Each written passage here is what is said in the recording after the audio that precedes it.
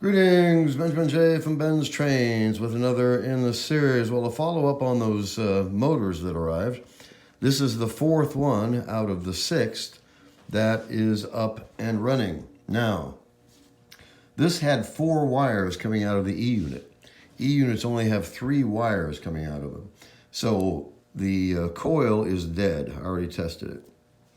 So whoever did this thought they would open the E-unit, run an extra wire for power, and bypass the E-unit that way. What they did was wind up causing a direct short. So power was going direct to ground. So this motor was never going to run again. So I had to bypass the E-unit, add a new contactor wire, add a new brush plate wire, and actually this is running fairly well. As you see, it runs forward only, but it runs. And this is a standard single reduction motor, obviously out of either a 999 or a Canadian Pacific. Anyway, I just thought I'd put this on the rail and run it. I just got this finished. So, as you see, it's up and running. This motor was never going to run again. Whoever opened that E-unit up had just, like I said, they had run power direct to ground. So it was a dead short. So as you see, it's up and running, runs forward only, but it runs. Actually runs quite well. Anyway, the E-unit was beyond saving. The main coil was gone. So they tried to add that 4th wire to supply power to bypass the E-unit so it would run forward. A lot easier ways to do it instead of opening up that E-unit and adding a wire to it. Anyway, this motor was never going to run again. I was going to use it for parts, but once I started looking at it, it was obvious there was a dead short in the E-unit. So I did a bit of rewiring on it, and as you see, it's up and running. And this has the crossbar for the Canadian Pacific or the 999. So I'm not sure what I'm going to do with this one.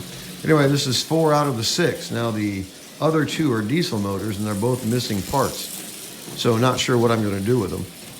We'll see what comes in, I guess. In the meantime, just wanted to get these other motors up and running. And as you see, this is running really well. No problem with it at all. So in any case, whoever worked on this just absolutely butchered this motor. So I had to replace the brush plate wire, completely bypass the E-unit, and then replace the contactor wire as well. I only had yellow wire, but as you see, it worked. And the socket is really tweaked. But in any case, it showed up here. This motor was never going to run again, ever. So I was going to use it for parts, but once I started looking at it, it was obvious that he had just shorted the contactor directly to ground. So up and running, no problem with this at all. This will run forever now. And of course it has the crossbar for the 999 or the Canadian Pacific. So if nothing else, I could have just used that crossbar and the parts out of it. But I always try to get them running, and in this case, there's a few minutes well spent. It runs absolutely splendidly.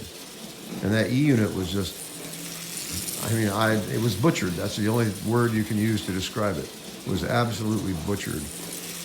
Anyway, so I had to bypass it and completely take out the wiring they had installed, add a new contactor wire, a new wire for the brush plate, do the bypass.